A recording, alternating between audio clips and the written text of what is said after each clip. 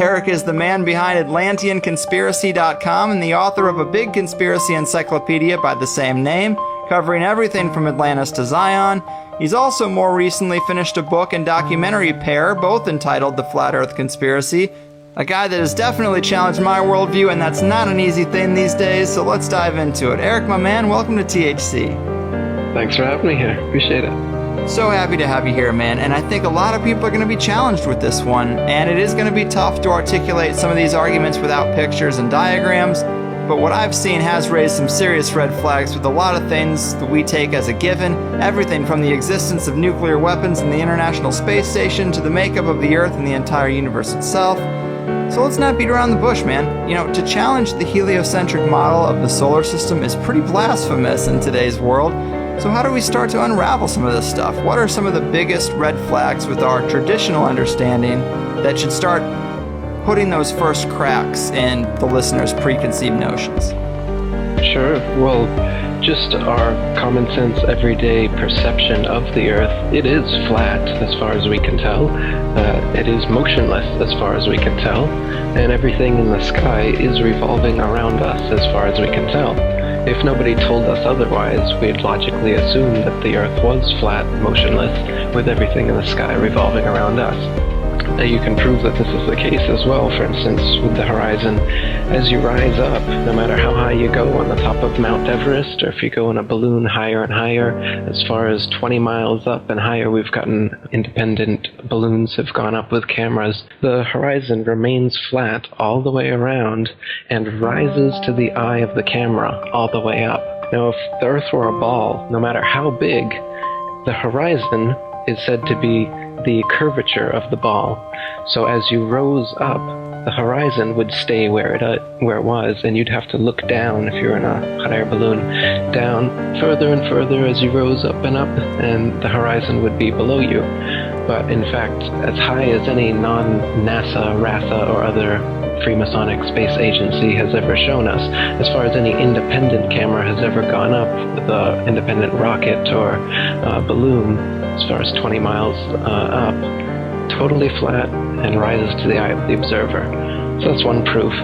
Of course, you can measure a curvature if it actually existed. They say the ball Earth is 25,000 miles in circumference, and using spherical trigonometry, it figures out to 8 inches of curvature per mile squared. A mile is squared, so for 2 miles, it would be 2 times 2, 4 times 8 inches, 32 inches. And for the third mile, it's 3 squared, which is 3 times 3, 9 times 8 is 72. So you're going 8, 32, 72, 128 inches, and so on. And this is the kind of curvature that would exist on a ball.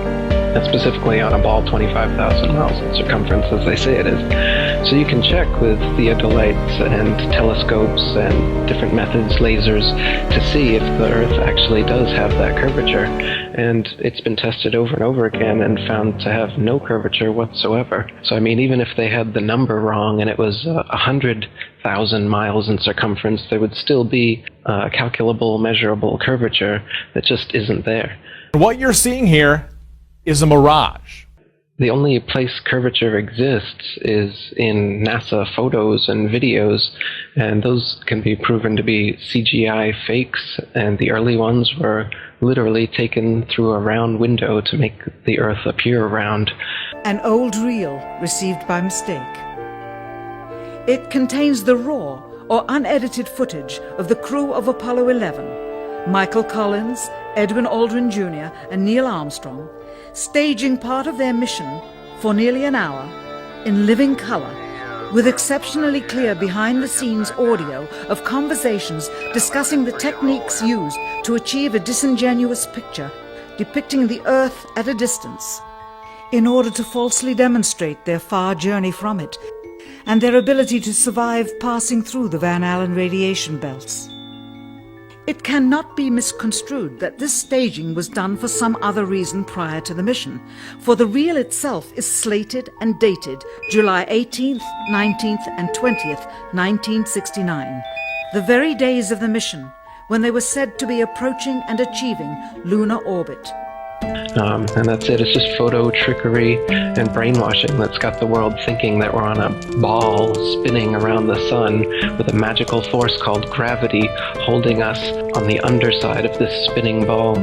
It's all just brainwashing that we've received. It's pseudoscience accepted as legit science, but real science has confirmed geocentricity in the flat Earth for thousands of years. The flat Earth was known to ancient cultures all over the world for thousands of years, and it's actually a relatively recent phenomenon that people have been believing we're on a big ball spinning around the sun. Pythagoras first came up with it about 2,500 years ago. He's also often considered the first Freemason, and it didn't go anywhere much from there until 2,000 years later. Copernicus picked up where he left off, another Jesuit Freemason, and he really picked things up, and Kepler and Galileo and Newton, and now Einstein and NASA, Sagan and Neil deGrasse Tyson, all these people, they're all part of this Freemasonic club that is building a pseudo-scientific worldview to indoctrinate the slave class so that we can be propagandized into doing anything. This is basically the biggest thing you could possibly lie about. So the psychopaths who control society are interested in world domination. The best way to brainwash the whole world is to lie to the whole world about what the world is. What is the earth under your feet? What is in the sky above your head? Where did we come from? You know, it's now, this lie has now evolved into a Big Bang evolution, heliocentric spinning ball cosmology, when in reality, we're not a cosmic accidental sneeze, nothingness turned everything. This is quite obviously intelligently designed, this thing we're experiencing here, this life, this universe. I can't believe anyone in their right mind can look me in the eyes with a straight face and say, no man, it's all random. This is all just random. But people do. Yeah, right. I think you make a lot of great points, man, and I think the curvature argument is pretty damn strong. And I pulled this off your website in the comments section because, to your credit, you spend a lot of time writing thorough answers to questions and responses to critics, and that's where a lot of my questions got answered. And so here's a little more detail about the curvature argument from your site. It seems like lighthouses are one great example. This first one you have is the Isle of Wight Lighthouse in England. It's 180 feet high and can be seen up to 42 miles away, a distance at which modern astronomers say the light should fall 996 feet below the line of sight. Why can you still see it? And then you have several other good examples in the lighthouse department, but another one worth mentioning that people be familiar with is the Statue of Liberty. It stands 326 feet above sea level, and on a clear day can be seen as far as 60 miles away. Now, if the Earth was a globe at the dimensions that they give us, that would put Lady Liberty at an impossible 2,074 feet below the horizon. These examples seem hard to rectify unless there's some obvious answer that I'm missing, but I would say this is a pretty compelling thread of evidence, my man. Yeah, the distance at which the light from lighthouses can be seen at sea is just way too far for the Earth to be a ball 25,000 miles in circumference. Another great example is the Notre Dame Antwerp spire, standing 403 feet high from the foot of the tower, with Strasbourg measuring 468 feet above sea level. And so with the aid of a telescope, ships can be seen on the horizon, and captains declare they can see the spire from an amazing 150 miles away. If the Earth were a globe, however, at that distance, the spire should be an entire mile, 5,280 feet below the horizon. So there's a lot of examples like this where you've got a whole mile, say, that the light should be below the horizon. You should not be able to see it, and even light refraction that the naysayers try to bring up can't account for it, as it can only account for 1/12 of whatever the original distance is. So the light at which lighthouses can be seen at sea, as well as the fact that canals, tunnels, and railroads are never built with curvature in mind whatsoever. That's not necessary, and if there were, then their plans would be off. In fact, I've got quotes in my book from railroad engineers and canal builders saying how it's hard enough for railroads to turn make curves horizontally, let alone if we were on a ball and railroads would have to be curving up on the ball. And they give examples of different railroads over the earth and how long they are and how much curvature they'd have to be ascending and how it would be so impossible for the trains to be able to go up this curve, because trains are made to be on a level. They just can't operate that way. So there's a lot of proofs like that. You mentioned Neil deGrasse Tyson, and one compelling thing you have in your documentary is Neil deGrasse Tyson is on TV and he's talking about the shape of the Earth, and he's talking about how they just discovered now that the Earth is more pear-shaped than it is round. So Earth, throughout its life, even when it formed, it was spinning, and it got a little wider at the equator than it does at the poles. So it's not actually a sphere, it's oblate, and officially it's an oblate spheroid.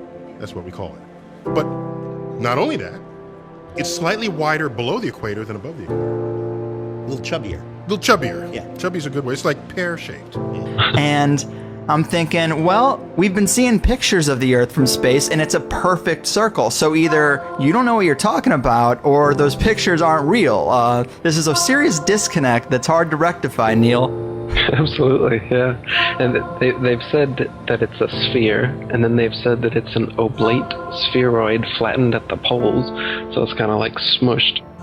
And now more recently they're saying it's an oblate spheroid flattened at the poles with a bulge in the south. So it's kind of pear-shaped.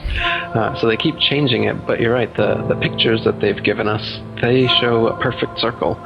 They don't show any sort of bulge or oblateness as they claim exists. And people say, oh, well, it's just not enough to be seen. But they're claiming it's quite a bit. He said it's the amount of Everest above sea level is how much more oblate it is, supposedly. Right, you would think that would show up in the pictures. Now, a lot of people's first question is going to be, well, where's the edge? And I was surprised to see how easy that is to rectify, but I'm sure you get that a lot. How do you tell people when they come at you with, well, where's the edge? Why aren't people sailing off the edge or whatever? So in the flat Earth model, the North Pole is in the middle, and the Earth is a disk shape, and the Antarctica is all the way around, holding the oceans in. And so it's a fact, if you're at the North Pole and you go south, no matter which actually, it doesn't matter where you are. If you go south, eventually you're going to end up in Antarctica. But on the ball model, it's just a little ice continent underneath the ball. Yet in this model, it's all the way around you, holding the oceans in. As for whether there's an edge beyond the Antarctic ice plateau, this wall that holds everything in is about 100 to 200 feet tall, and once you climb up on the ice wall, it's a plateau of snow that just goes on and on and on. And the public and myself are ignorant at the moment as to whether there is an edge at some point, whether there'd be a barrier, a dome, as many ancient cultures have said there is, or whether it's an infinite flat plain and it's just snow, ice, wind, and darkness forever. So that's still a mystery, how the ice actually terminates. But it is a fact that if you travel south from anywhere on Earth, you will end up at the Antarctic ice wall. The lie is that there's a South Pole, and they've put a ceremonial red and white barbershop pole with a ball Earth on top of it at an arbitrary point along the Antarctic ice. And they even admit that it's not the actual South Pole, and they have this complex model how the North and South Poles on the ball Earth are constantly moving because of the nature of the molten magnetic core of the ball Earth they claim exists. But the real reason is they have guided tours there to the South Pole, and if you took a compass and you stood at their ceremonial pole, you should be able to walk in a circle and north would be in every direction. But of course that wouldn't happen, and so they'd have to answer to all these tourists every year as to why the South Pole clearly isn't the South Pole. They even admit it, you can see on YouTube, and they give their complex answer as to why it's always moving and you can never really find it. Same with the North Pole. In fact, if you watch North Pole documentaries, they always claim they're at the North Pole, but they're only showing a Garmin with 90 degrees north latitude. They never pull out a compass to actually check if they're at the North Pole. They're just on some ice somewhere, it could be anywhere on Earth, and then they're like 3 feet, 2 feet, 1 feet, we're at the North Pole. And Rising destination 15 feet, 12, 10, 2. North Pole, top of the world, guys. Top of the world. We'll get that in a minute, Jake. just some random ice, nothingness. So yeah, it's easy to lie about these things. And these no man's lands, the North Pole and the Antarctica, they don't allow us to independently explore them. So people like Rodney Clough or Jarl Anderhoy, independent explorers who've wanted to go to the North Pole and Antarctica without getting government pre-approval and only going with their escorts to the places they want you to go, they've actually been turned around at gunpoint by military vessels not allowing them to go in. Jarl Anderhoy's faced jail time and fines for it as well. So they definitely don't want us exploring what is in the middle of the flat Earth and on the edges. They keep us in the middle. Yeah, I find it really interesting. And the first thing I had thought when I was getting into this is like, well, what about airplanes? People fly from North America to China to Europe, all around the globe, or, the proposed globe. And this is easy to rectify with the model you laid out with the North Pole in the center. When you fly, if you think about the rings on a bullseye, you can fly around it can make it seem like you're going around a ball, but you're really just going around in a circular pattern on a flat plane. And I was like, wow, I never really thought about it like that. And if you look at, well, of course, something we always talk about is hidden in plain sight, symbolisms and corporate logos that they use. And if you look at the UN flag, this is exactly the model you're proposing. And it even has an overlay of like a bullseye pattern that shows you the overlay is exactly how planes would fly around or how ships would navigate around. But it's really odd that the UN flag would take up the exact same composition, or damn close, to the flat Earth model. Yeah, the UN flag is a flat Earth map. You can look at it. It is not a ball Earth. It's a flat Earth. And the bullseye you're talking about that's over it, if you count the number of holes they've got there in the bullseye, there's exactly 33. So what they've got is a flat Earth divided into 33 sections. And I'm sure you're aware that 33 is a significant occult number, especially among the Freemasons, who are the ones in charge of this whole deception, as I said, from all the way back to Pythagoras, the first Freemason who thought up this ball Earth theory, through Copernicus and Galileo and Newton and right up to today, Neil deGrasse Tyson, etc. So the Freemasons in the UN, the Freemasons in NASA, these are the people who are doing this, and they put their symbology right out there by having the UN flag be a flat Earth divided into 33 sections right in our face. And meanwhile they laugh about the flat Earth. It's got to be the most ridiculed position ever. And you got to think there's a reason for that. Why is the concept of flat Earth or being a flat earther so ridiculed? I have a flat Earth comedy special I made, and you can see Obama saying over and over again the flat Earth, ridiculing them, making jokes about them in his speeches. And I mean, these aren't just off-the-cuff remarks. These are things that are being written into his speeches. So why are they doing this? Why are they making sure that people know that the flat Earth is something to be ridiculed? I agree with you on that. I thought that was pretty hair-raising, because typical people have to assume that the model of the Earth is so rock solid, that the flat Earth idea is so far past that it isn't even on the radar. It shouldn't even be worth mentioning, considering conventional science. So it is rather odd that is Obama's go-to. Like, he's talking about how he wants to create progress, and he's like, we can't have every debate. We don't have time for the Flat Earth Society. And everybody cheers like, yeah, we don't need to have that fundamental of a debate. And it just struck me as kind of spooky. If I say that the world is round and someone else says it's flat, that's worth reporting.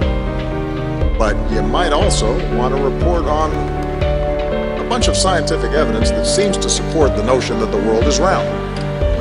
have time for a meeting of the Flat Earth Society. They must have been founding members of the Flat Earth Society. They would not have believed that the world round. Yeah, definitely.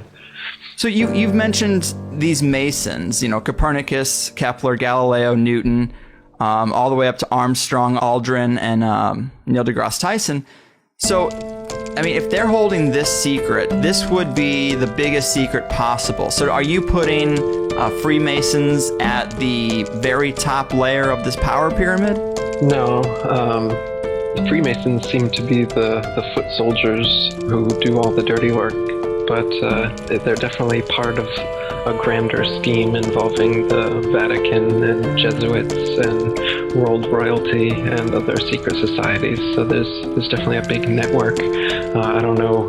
I think people like to kind of debate semantics about the tippy top of the capstone of the pyramid, and I don't know that there even is such a thing, or if we would ever get to it from the outside. But I think it's definitely, world royalty, the Vatican, the Freemasons, and the whole secret society network of, Bohemian Grove and Skull and Bones and all these other organizations. They're all interlinked in some ways through the whole corporate, banking, military, industrial structure. The thing's pretty well interwoven. Every country is a tax farm. There's nowhere on earth you can go to get away from paying taxes and obeying government laws, right? So, they make it sound like America and Russia are sworn enemies, or North Korea or Iran or whatever. They're always giving us boogeymen, but the real boogeymen are all the governments and the people who work for governments.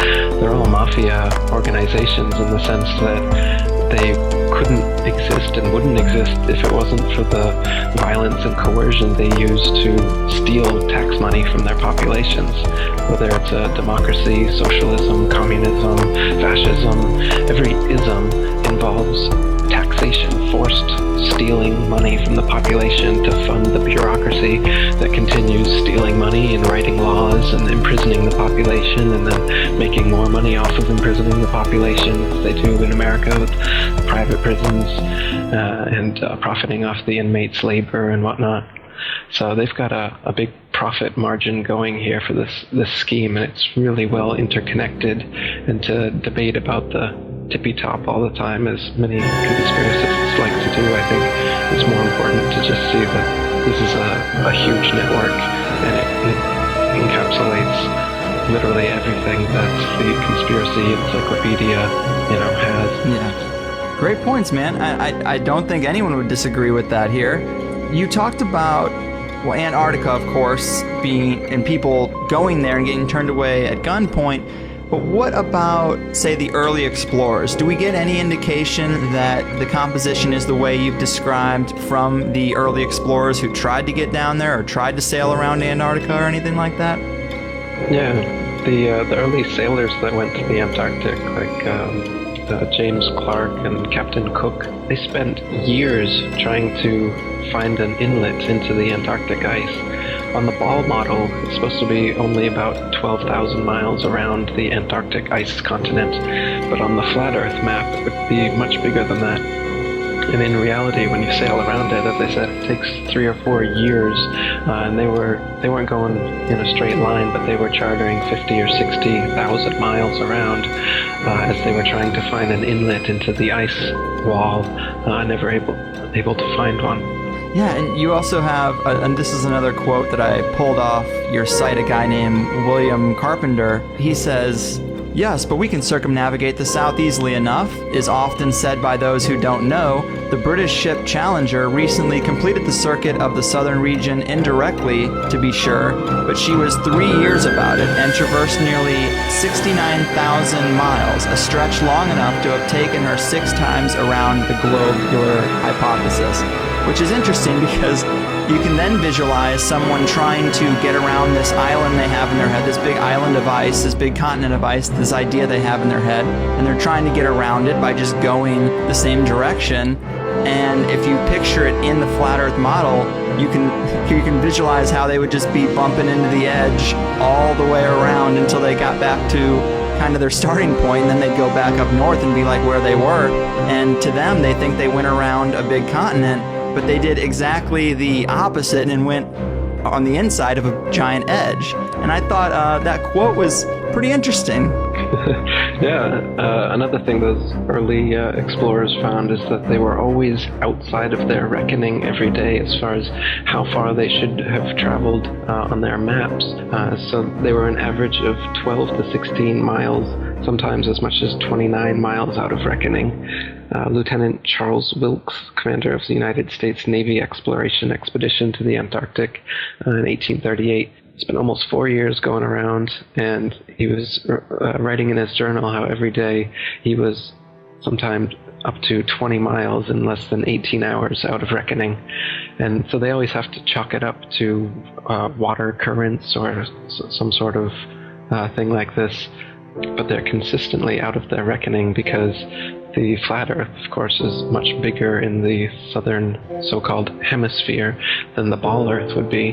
So the maps that they're using are all assuming the ball Earth. They're flat maps, by the way. They use, it's called plain sailing, is the most common used navigation method, which is done assuming the water is a plane, as it actually is. The natural physics of water proves that all the surface of water on Earth is a plane, by the way, because, as you know, water will always find and maintain its own level. So if it's dammed up and then released, it will rapidly rush off in all directions until it remains level. Yet they say that we're on a big ball here, and the oceans are all convex, somehow held onto the Earth through the magical force of gravity, yet we can see with our eyes, and we know through physics, that water maintains and always is level. Yeah, that's a compelling point. And you did bring up earlier that the horizon always looks flat, and I think most people would say, well, that's a perspective issue. That would be the argument, the typical argument. But if you haven't seen it, people should look at it. That you're right about the idea that there's people who have attached cameras to balloons, just independent people who've attached a high-def camera to a balloon, sent it up as high as they possibly could just to get that footage, because it is interesting to do. And you are right, as far high as it goes on any of these videos that I've seen, I'm a little surprised that you never see a curvature. Even thousands of feet up, you don't see that curvature. It's a little odd. You'd expect to see it. Yeah, though sometimes you do see curvature, and it's because it's using a wide-angle lens. Right. For instance, on the Red Bull dives that Felix Baumgartner did that everybody has seen, if you notice, the outside cameras are clearly wide-angle lens, and then there's an inside cockpit camera that isn't. And as you're watching it from the outside cameras, you'll notice that the supposed curvature of the ball Earth starts really early on, just as he's lifting off. And the exact same curvature stays exactly the same all the way up to the point where he's going to jump. So the curve is the same, but his altitude has risen by many, many miles. The reason the curve is the same, of course, is because it's a wide-angle lens effect. It's not actually the curve of the horizon. It just seems that way. Right. And that's proven by the inside camera, which, as the door opens, you can see the horizon out that inside camera. It has risen to the eye of the camera. As I said, on a ball Earth, you wouldn't open that camera and have the horizon right at eye level in front of you, no matter how big the ball was. That effect can only happen on a flat plane, and you can see in that dive shot that the inside camera, the horizon is completely flat. Mm-hmm. Then it goes to the outside, and you got a huge curve. But when you're looking at some of the amateur balloon footage, some of it's lens corrected and it's completely flat, and others, like the GoPro stuff, the horizon will fluctuate as the camera spins and tilts. The horizon will go convex and concave, but whenever it's still, it will level off at completely level, and you can see that the convex and concave the images are just a lens effect. It's obviously not the horizon shifting every 2 seconds as the camera jumps. Yeah. And when it's still, you can see all the way up, totally flat. Yeah, I have a GoPro, so I'm very familiar with that fisheye lens, which, yeah, that's not going to be reliable for what we're trying to look at. And another thing about that guy who does the jump from the upper atmosphere, when he lands, he does a Masonic hand symbol. So he very well could just be another pawn in the game to create the illusion. I thought that was pretty interesting. Let's see. Another big issue that people are going to have is we're told we have tens of thousands of satellites orbiting the Earth for GPS systems, cell phones, military radar, navigational equipment. How do we rectify that? Yeah. Well, and they also say that there's an International Space Station out there, and there's a Hubble telescope floating out there taking wonderful CGI Photoshop pictures that they send us back with their amazing 400-mile outer space internet connection to the Hubble Space Telescope. And now the internet space connection has gone to over 1 million miles with the new Rosetta mission. Have you seen that one? Mm-hmm. The CGI Photoshop pictures from that are just wonderful and well worth the billions of dollars we're spending to get them. Yeah, so the illusion is that there's a space station and satellites and telescopes just floating out there in infinite space. But you and I know that no matter how high you go, you come right back down. Whatever goes up must come down. The illusion is that at some point, if you go high enough, this gravity they claim exists that pulls you back down to the earth, suddenly just you pop out of it and into the vacuum of space. Now the vacuum of space can't exist because it's connected to the non-vacuum of the atmosphere in Earth and all the other supposed planets that exist. So a vacuum must be a closed system, but they claim space is a vacuum and space is an open system. So it's philosophically impossible for space to be a vacuum. And the way that they fool us into thinking that this actually is plausible is threefold. First way they do it is in zero-G planes, which are Boeing 737s that do parabolic maneuvers that have a free-fall illusion, or free-fall effect rather, that happens for about a minute, where you can be floating in these planes, and that's how they get this outer space look like you're floating in outer space. The second way is through wires, harnesses, and green screen for the longer shots. In the ISS, for instance, they do that. And the third way, for like the outside shots they do, are in pools. They're actually underwater, and this is confirmed by the fact that there's bubbles rising in the pool in a lot of their shots. And people on YouTube have dissected a lot of the ISS and other supposed space footage and all the space bubbles that are coming out of their helmets. Some people are even wearing scuba gear. They found that as well. So that they fake these zero-G illusions by being in water, by being in zero-G planes, and by being in harnesses in front of a green screen.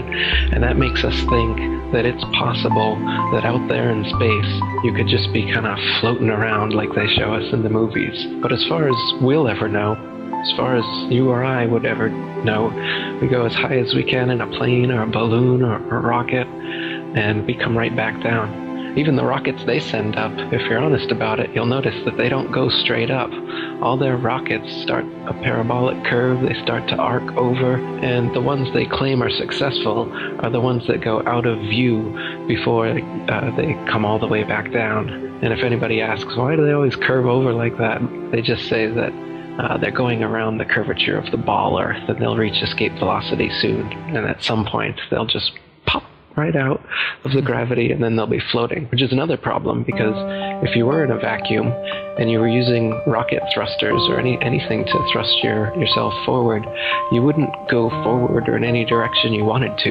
You just spin wildly out of control like a gyroscope in 360 degrees in 3 dimensions, spinning wildly. You don't go anywhere that way. So the whole idea of space travel is a big joke. It's all science fiction. Yeah, the other thing I thought was really compelling about the satellites is you talk about just go on Google and do an image search for satellites. A lot of the stuff you see is going to look pretty archaic considering modern technology because they've been using the same model for so long. But almost everything, well, if this model is to be true, it'd have to be everything. But everything you see looks CGI or it looks like a little computer graphic of a satellite. Where are the pictures of Earth with 20,000 satellites orbiting it? If we have an International Space Station, can't you get a photograph that has all these little dots that should look like lice all around the Earth's outer atmosphere. That's one issue, but also the temperature. They tell us the thermosphere is 2,000 degrees Celsius. Well, what metal is going to be able to withstand that kind of heat? What computer can survive in that environment? Yeah, that's right. Those are two more good points for why satellites, well, we shouldn't just assume that these things exist just because people say they do. If you want to be scientific and you want to be a real skeptic, you want to be a critical thinker, then you should only accept things that you can verify with your senses and with evidence yourself. So, people think it's crazy to believe that satellites don't exist. But really, it's crazy to believe that satellites do exist when you have no evidence and can never verify it for yourself. Just like these space programs and space telescopes and all these other things that we will never confirm. As far as we know, if I go up on a plane and I jump out, I'm coming back to Earth. Doesn't matter how high I go, I'm not going to start floating at some point like they claim happens, and has to happen if there are satellites out there. But as you said, if you look at the pictures of satellites and the pictures that these satellites are supposedly taking, they're all CGI. The satellite itself is fake. The pictures of the Earth look like cartoons. They claim almost all of them are composites, which is their word. They say that they receive ribbons of imagery from satellites, which is their term they use to tell us, why we don't just get a friggin' photograph. So they say we get ribbons of imagery, and then they have to splice the ribbons of imagery together in Photoshop. So they even claim, they even admit, NASA workers themselves have admitted that they have to use Photoshop on the satellite images. It's just how the data is received, and so that's how it is, man. Yeah. NASA's Rob Simon made this. Simon's job is... It's primarily taking data and making pictures out of it. That's what this is. A composite of data sets from several different instruments translated into a picture. So we actually had to take clouds out. They stashed the clouds for later, went onto the ocean. That came from an instrument that measures phytoplankton in the sea. Where it was low, I colored it dark blue because they're low mostly in mid-oceans. And then where it's a little bit higher, it was like a little bit brighter green. Then add the clouds back in. There's a small problem with it because there's a very slight gap in between each orbit. So some of those are painted on. It is Photoshop, but it's has to be. Then there was another layer to sort of simulate the atmosphere. And then there's this little bright spot. It's called the speck of the highlight. So it's the reflection of sunlight off of the water. Those are the pieces, but you can't just slap them all together. It just didn't look realistic. It looks kind of flat, or the clouds are sort of too see-through. So I just hit Command-Z a lot. There's artistry to creating the world. What I imagine it to be. Unfortunately, I'm not an astronaut. I've never been to space. But I've looked at these images over and over again, trying to sort of get the essence of it. Latitude navigation. How are we having whole industries of pilots flying around and no one's really catching on? Yeah, here's a good question. Why don't pilots catch on to this fact? If the Earth was truly a sphere, 25,000 miles in circumference, curvating 8 inches per mile squared, a pilot who wanted to simply maintain their altitude at a typical cruising speed of 500 miles per hour would have to constantly dip their nose downwards and descend 2,777 feet over half a mile every minute. Otherwise, without this compensation, in an hour's time, the pilot would find themselves 166,666 feet, 31.5 miles higher than expected. You just end up flying off into outer space if you weren't constantly dipping your nose down to fly around the ball. And so, like I said, if at the typical cruising speed of most planes, you'd have to be descending a half a mile every single minute. And this never happens up top of the pilots. Once you get to your cruising altitude, the artificial horizon maintains level. It don't touch the controls, just keeps on going. And so, the reason pilots don't figure, I'm sure some pilots figure it out, and then who are they going to tell? They're just like everyone else. Everyone else is so brainwashed that they don't think of it. And if they do, I've even heard some explanations. They claim that, they said the atmosphere they say the Earth is spinning at over 1,000 miles per hour, and that the atmosphere is also dragged along with it. So then, if some pilot says, hey, why don't I have to course correct downwards all the time? Their explanation is that this atmosphere that's being magically dragged with the spinning ball Earth also magically course corrects planes so that they stay at exactly the same altitude because they're in that atmosphere, you know, that magical atmosphere that helps you curve around the ball Earth, man. They've got explanations for everything. And like, we're told that the Earth is spinning at 1,000 miles per hour, which is awfully fast, but yet, let's say a helicopter cannot just hover in the air for 12 hours, you know, start in St. Louis, Missouri, hover for 12 hours, and land in China with the Earth spinning below it. And that is what, you know, I would first think would be the situation. But then we're told because we're in the sphere, it all moves relative to itself, and you don't notice those changes. And see, I'm not a physicist, I'm not a pilot, and so it's hard for me to really play devil's advocate for their position. But I think about if you're in a speeding car going 90 miles an hour down the highway, you can play catch with the passenger and it feels like you're stationary. Or like if an ant is crawling around on your dashboard, whether it's going with the grain of the car or against, it doesn't really notice that effect. So it's like, you know, I guess I would think that the atmosphere would have the same effect as the encapsulation of that vehicle moving at a fast speed. To the people inside of it, they don't notice. And I guess that's the argument, but do you find flaws with that argument? Yeah, because once again, it's explaining away your common sense and your experience, which is that you're not moving whatsoever. And so they say, yes, you are moving, silly, but you're just moving at such a constant velocity that you don't notice it whatsoever. Now, even if you're in the best Rolls Royce over the best tar, you know, smoothly going, you close your eyes, I can still tell I'm moving, and that's not going 1,000 miles per hour, that's just going 50 or whatever we're talking about here. Let's see what goes faster. Okay, let's keep it at 20. Ready? Bear in mind we're 4 ahead of us.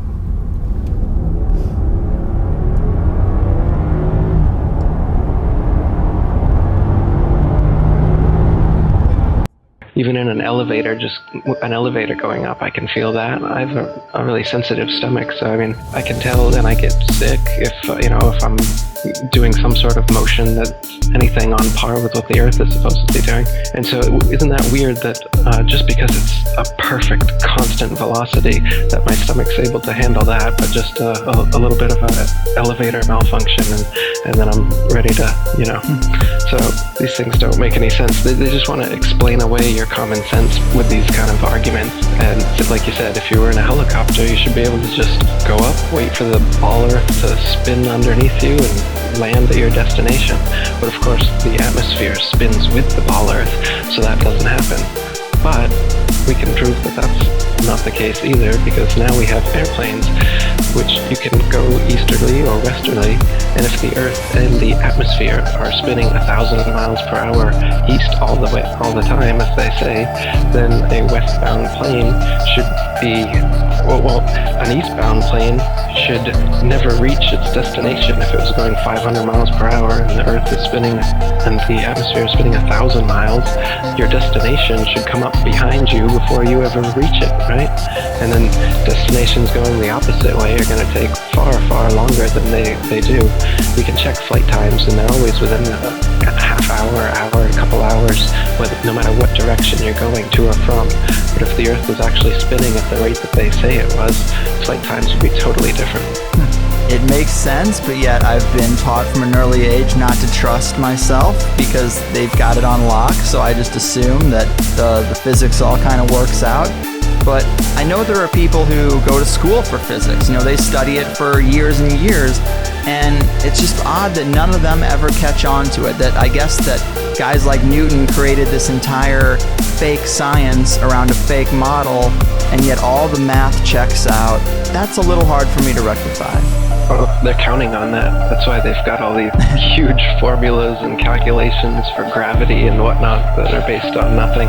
So like they've got a weight for the ball Earth, all based on their gravity calculations. And you can Wikipedia it, and you'll see pages of, you know, mathematic language that makes no sense to 99.9% of the population. But apparently the math works out, so it's real, right? So it's just another way, just like the CGI images or whatever. Some people are fooled by the images. Some people are fooled by the math. Some people are fooled by, you know, this or that. They've got many different ways to get us in their grips. Like you said, the whole education system is teaching us not to believe our senses. Like the model they show, the ball Earth model with a crust on the outside and the outer mantle and the inner mantle and the outer core and the inner core. Guess what? They've only ever dug 8 miles down into the crust, so they don't even know what's beneath that. It took them almost 30 years to get there, and they couldn't get any further in the Russian Kola Ultra Deep, it's called. So it's all speculation as to these layers of the ball Earth they claim exist, and it's the inner layer of molten magnetic core, whatever they claim, creates the magnetism of the Earth. And this is another funny thing. They claim that the core that we've never gotten to, so that can't be confirmed existed, causes a magnetic effect on the ball Earth, so that at one point at the top of the ball is a pole, and at the exact opposite point on the ball is an opposite magnetic pole. But this doesn't exist anywhere in nature. You can't find a sphere, and at one point on the magnetic sphere, it will cause another magnetic sphere to stick to it in that little point, and then and then push away from the opposite point. It doesn't exist like that. Only bar magnets can do that. What do exist, however, are ring magnets, and those are shaped just like the flat Earth model, where the pole is in the middle, and then the opposite pole is actually every point along the circumference. So the magnetic explanation, which a lot of people will bring up, well, how does magnetism work if we're on a flat Earth? You know, the accepted model is that it's this spinning molten magnet stuff in the core that creates this kind of north-south ball magnet, which doesn't actually exist anywhere in nature. Yet the ring magnet, which is it's in loudspeakers and other things, that's the flat Earth model, and that actually does exist. So that's an actual magnet instead of an imaginary magnet like they claim exists. And we'll actually admit that I don't know what's under the flat Earth. We've only gone 8 miles down, and we haven't gotten to the bottom of the Pacific. All I know is, as far as we can tell, the water is completely flat, and the land is flat, other than hills, valleys, and mountains over a long period of space. There's no convex or concave curvature. It's totally flat. Yeah, and I guess you could say science is designed exactly how economics and taxes are designed. The increasing complexity makes it so the average individual just has to trust the experts. You can follow it to a certain point, but then most people say, well, that's a little bit beyond me, but there's experts out there. They know what they're doing. I'm sure that this fractional reserve banking system, this debt-based system of rule is just fine. I'm sure the taxes I'm paying are totally fair. They've got the code, they got the big book. They wouldn't overcharge me. They wouldn't, pull any scams on me. And you could apply the same thing to, of course, science, but it's just to what degree? This is a really far out degree. That's right, yeah. I mean, our eyes and experience tell us the Earth is flat and motionless, and everything in the sky revolves around us. But when we cease to believe our own eyes and experience, we have to prostrate ourselves at the feet of these very pseudo-scientists who are blinding us, treat them as experts, astronomical priests who have special knowledge only they can access, like the Hubble telescope. So by brainwashing us of something so gigantic and fundamental, it actually makes every other kind of lesser indoctrination a piece of cake. Earth being the flat, fixed center of the universe around which everything in the heavens revolves gives a special importance and significance not only to Earth, but to us humans, the most intelligent among the intelligent designers' designs.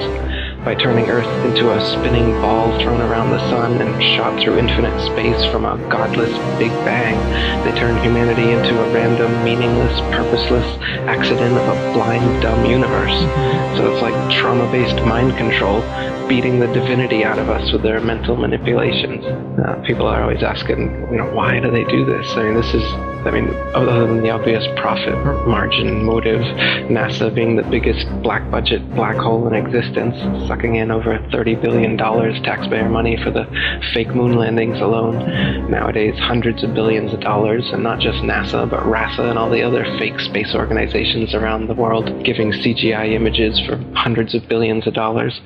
So this modern atheist Big Bang heliocentric globe Earth chance evolution paradigm spiritually controls humanity by removing God or any sort of intelligent design and replaces purposeful divine creation with haphazard random cosmic coincidence. And so by removing Earth from the motionless center of the universe, these Masons have moved us physically and metaphysically from a place of supreme importance to one of complete nihilistic indifference. If the Earth is the center of the universe, then the ideas of God, creation, and a purpose for human existence are resplendent. But if the Earth is just one of billions of planets revolving around billions of stars and billions of galaxies, then the ideas of God, creation, and a specific purpose for Earth and human existence become highly implausible. So by surreptitiously indoctrinating us into their scientific materialist sun worship, not only do we lose faith in anything beyond the material, we gain absolute faith in materiality, superficiality, status, selfishness, hedonism, and consumerism. If there's no God and everyone's just an accident, then all that really matters is me, me, me. So they've turned Madonna, the mother of God, into the material girl living in a material world. Their rich, powerful corporations with their slick sun cult logos sell us idols to worship, slowly taking over the world while we tacitly believe their science, vote for their politicians, buy their products, listen to their music, watch their movies, all sacrificing our souls at the altar of materialism. Touche, my man. It's a big deception. I'd say it's the biggest cover-up and conspiracy in history.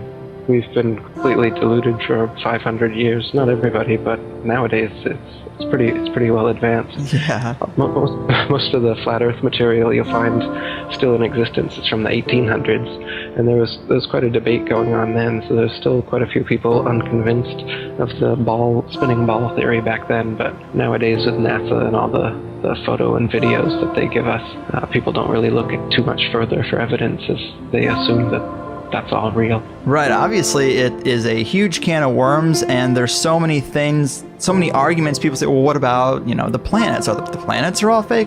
Yeah, there's a lot of things that our science has told us that are built off of the heliocentric model that they've given us. And I think that if there's any unanswered questions by the time we're done here, if people go online and take their question and they look it up on either the comment section of your website, or I was very surprised to see how many people really are questioning the heliocentric model online. I thought it would be far less, but if you take the question you may have and you ask it to the so-called experts on the idea, they will have an answer for you. And I guess I would say challenge yourself to try to stump one. Challenge yourself to try to come up with something that they can't explain, and then say it's bullshit. But until then, maybe you should keep an open mind. And before we do go too far into it, give us a clear mental picture, if you can, of what you consider the true model of the Earth and the cosmos and this whole thing to be, because obviously we're calling in the question that there are not billions of stars, there are not a bunch of planets in the solar system orbiting the sun. That's a huge ball of wax. So what is this reality? How is it structured? So if you look up at the sky with your eyes or with a telescope, you can't tell the difference between a star and a planet. The planets were always known as wandering stars, and the regular stars as fixed stars for thousands of years. Nowadays, they claim that planets are Earth-like spherical terra firma that you can walk on up there in outer space. But as far as you can tell through any telescope that we have, it's just a round dot of light up there in the sky. All the planets and all the stars, none of them can be confirmed to be some sort of terra firma that you could land on, though in their pictures from their fake telescopes, they clearly look like big ball planets that you could definitely land on, as they show you with Mars and whatnot. But that can't be confirmed, again, with your own eyes or with a telescope that you could buy. With anything that we can see, the sun, moon, stars, and planets are all just lights in the sky revolving around us. They claim that we revolve around the sun and the moon revolves around us, and the stars are actually distant suns trillions upon trillions miles away. Now, this wasn't always that way. They've actually been reverse engineering these explanations as they go along, because geocentric flat earthers throughout the centuries have come up with good objections, such as Tycho Brahe's objection that if the Earth is a ball spinning around the sun, in 6 months' time we should be 200 million miles on the other side of the sun. So the parallax perspective, when you look through a telescope in your backyard, you can prove this, you should see some difference in the stars after 200 million miles of supposed orbit. But you can't see any whatsoever. So what heliocentrists have been saying since then is that the stars are actually, the nearest star is 25 trillion miles away, 4.2 light years. They came up with a sci-fi term to make it seem plausible. It's light years away, so far away that even after 200 million miles, you can't see an inch of difference in your backyard through a telescope after 6 months of supposed orbital motion. The reason that they say the ball Earth is tilted on its vertical axis 23.5 degrees is because you can see Polaris, the North Pole star, all the way to 23.5 degrees south latitude. And if the Earth was a ball, you couldn't see that because you'd be staring through the ball to look up at that star. You can see it because the Earth is flat, of course, but you can't see all the stars at any one place from the Earth because of the law of perspective. That's why the sun seems to rise and fall in the sky every day as well, but it's actually not rising or falling anywhere. The sun and the moon maintain their altitude, and they revolve circles around the flat Earth. So we're stationary. The sun and the moon are actually the same size, just as they appear. There's another lie. They claim that the sun is 400 times bigger and 400 times further away than the moon, and that's why they just appear the same size from our perspective, but they're not. But I mean, again, with your own eyes, you can see when they eclipse, they are the same size, and the fact that they do eclipse is not quite a coincidence to happen on a Big Bang accident universe, that everything is just spinning around in space randomly. How come there's these two brilliant lights in the sky that pass each other and they're perfectly opposite? Do you know the sun's light is very different than the moon's light too? They claim the moon's light comes from the sun, it's reflected off of the sun. But if you collect the moon's light, it's actually cold. Whereas if you collect sunlight, of course, it's hot and you can burn things. The sunlight will preserve certain things, dry out meats and things to eat. But if you leave meats out in the moonlight, they spoil. If you're in the shade in the sunlight, the shade is obviously the temperature is going to be less. But if you're in the shade in the moonlight, the temperature is more. The moonlight is cold. I've never noticed that. I'm going to try that out. Yeah, the combustion in a bonfire is increased by moonlight and it's decreased by sunlight. There's another one. So there's a lot of things that prove that the sun and the moon are actually their own lights. They're not, the moon is not a big ball up there in space that you can land masons on, as they claim. It's just a light, a flat round disk, and you can even see through the moon during waxing and waning cycles. The Royal Astronomical Society, even the people who are part of this manipulation, they've recorded several times that you can see stars and planets through the moon. And the astronomers that are seeing it, they're always flabbergasted about how it's possible. But it's because the moon's not physical, it's not densely physical in the way that they claim. It's just a light, so you can see through it. Just like the planets as well are just lights. That's why Pluto's not a planet anymore, because the light from it just rapidly diminished one day, and they couldn't continue fooling all the amateur astronomers that Pluto's a planet because the starlight from it just diminished by 50%. I think that moon thing is pretty compelling. I am going to tonight see if that's true. I've never noticed that effect. I've never looked for that effect. But to think that if I get into the shade of the moon and that the moon is giving off its own light, I mean, that is pretty radically different. And I like those kind of challenges. So I'm going to try to see how that works. But I'm surprised more people haven't stumbled upon that. If the moon is giving off a cold light, I guess we just assume it's the absence of sunlight, but to shade yourself from that and be warmer, Interesting indeed, isn't it? It is.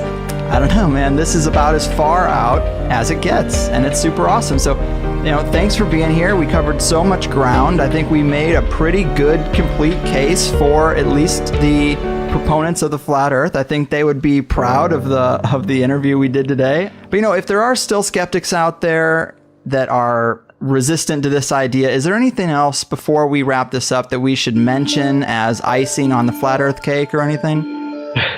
Yeah, I recommend everybody look into it, do your own research, and check out my website, atlanticconspiracy.com. My book and documentary is free on YouTube, The Flat Earth Conspiracy, and I've just restarted the International Flat Earth Research Society. You can come see some of the message board stuff we're doing over there at ifers.boards.net. Perfect, man. And I did want to mention also real quick, for people who are going to go look this stuff up, you might want to avoid the Flat Earth Society because they seem to be controlled opposition. You have a post about that, how the Flat Earth Society, the official group, they purposely sound crazy. They purposely don't answer things correctly. And when you trace back some of the people who are involved, they are Masons as well. So it seems like they might have this group set up to look stupid. Maybe avoid that. Exactly. The Flat Earth Society was set up after the International Flat Earth Research Society was set up as the controlled opposition to bring people away from that society. Charles K. Johnson, who ran that society, he had his house burned down and all of his flat earth material was burned in the fire, and he claimed to his dying day that it was done by a NASA agent who also tried to murder him. And so the Flat Earth Society, what they do is they mix a bunch of false flat earth arguments in so that people who are considering the flat earth and trying to research it, they'll instantly come upon the Flat Earth Society material because it's at the top of all the search engines, and they'll have false arguments like instead of saying that gravity doesn't exist, as we got into a little bit, they'll say gravity exists, but it's explained by the flat Earth disk constantly rising up 9.8 meters per second. And so, you can imagine instead of you falling, the flat Earth is rising up, and that's what happened. But again, this is a silly argument. If that was the case, then sustained flight would be impossible, and the flat Earth would be rising up into planes and helicopters and stuff, crashing into them. So they present an easily refutable argument like this, and then well-meaning researchers trying to look into the flat Earth find their frequently asked questions that has these bad answers, and then they just think, oh well, this is ridiculous. And they also they make the whole thing into this big satire, and they address it cynically. So if you read some of their threads, they don't keep a serious research kind of attitude. They're always off the cuff, trying to be witty and funny all the time. So the whole thing is just made into a mockery. They even made a mockumentary called In Search of the Edge, and they'd show it to people in public schools. They'd show it to kids, and then afterwards they'd ask them if they believed it, and then if the kids believed it, they'd then give these worksheets showing why it was wrong and that the Earth definitely isn't flat, and here's why, and then they'd start a big ball Earth unit based on it. So the Flat Earth Society has been involved in these kind of fake flat Earth arguments and documentaries and everything from the get-go up until today. So so steer clear of the Flat Earth Society and come on over to the International Flat Earth Research Society.